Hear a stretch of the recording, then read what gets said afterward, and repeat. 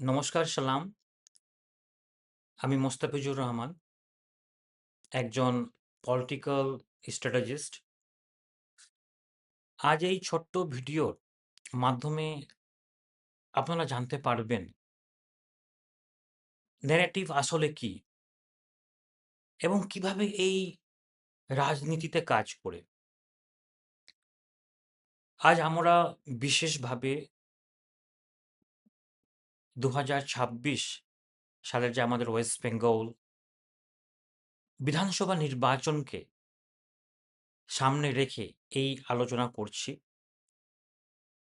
যেটা আপনাকে ন্যারেটিভের ব্যাপারে ভীষণভাবে এই খুব ছোট্ট সময়ে আপনারা কিন্তু বুঝতে পারবেন।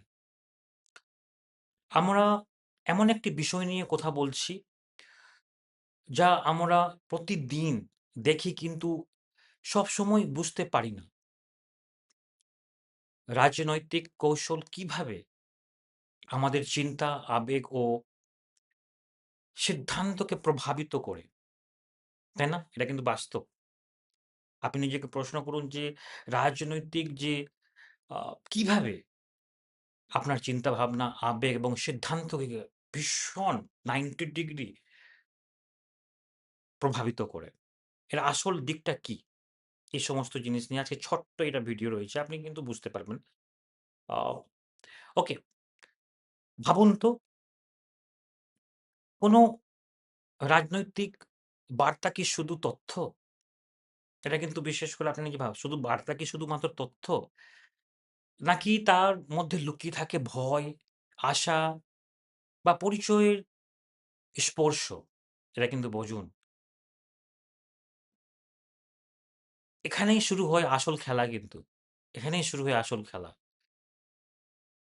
১ম এ আমি যদি ডিসকাশন করি, আমি যদি একটু যদি বলি রাইট উইংস আ যারা রাইট উইংস পলিটিক্যাল পার্টিস যারা রয়েছে, যেমন বিজেপি, আ এমআইএম, তারপরে আসাউদ্দিন ওয়েসি পার্টি, আ দেন আপনার আইএসএফ, যারা রাইট উইংস, যারা ধর্মকে নিয়ে বা জাতীয়তাবাদ বা এই সমস্ত জিনিস নিয়ে যারা ন্যারেটিভ ডেভেলপ করে।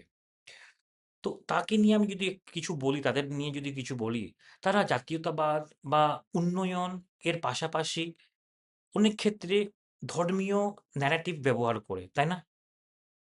ধর্মীয় ন্যারেটিভ ব্যবহার করে।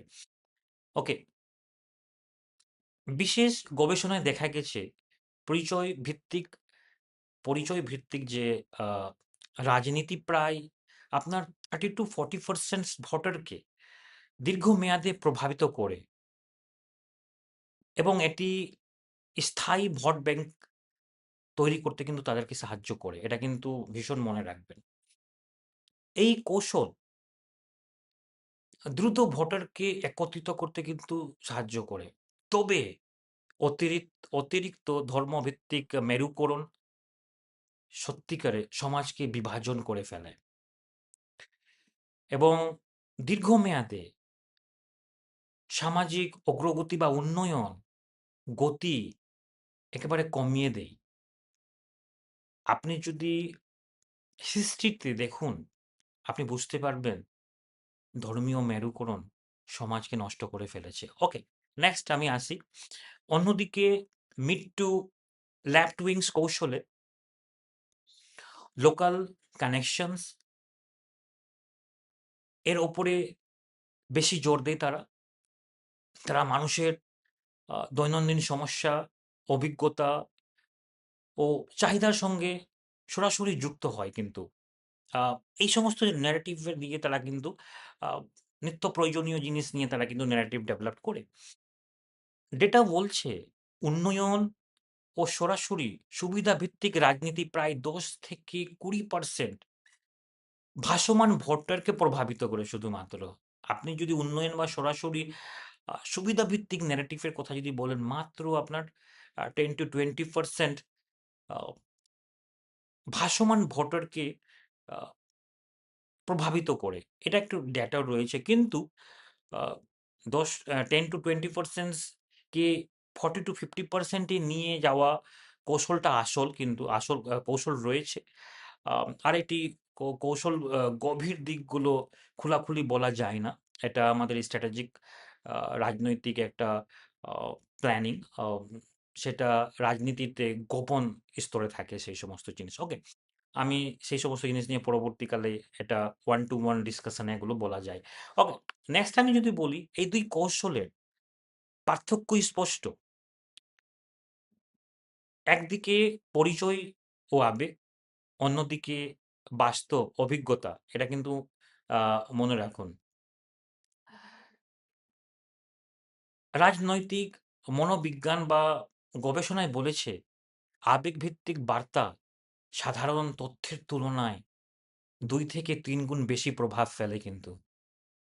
অবশেষে রাজনীতি শুধু ভোট নয়, এটা মানুষের মন জয়ের খেলা কিন্তু।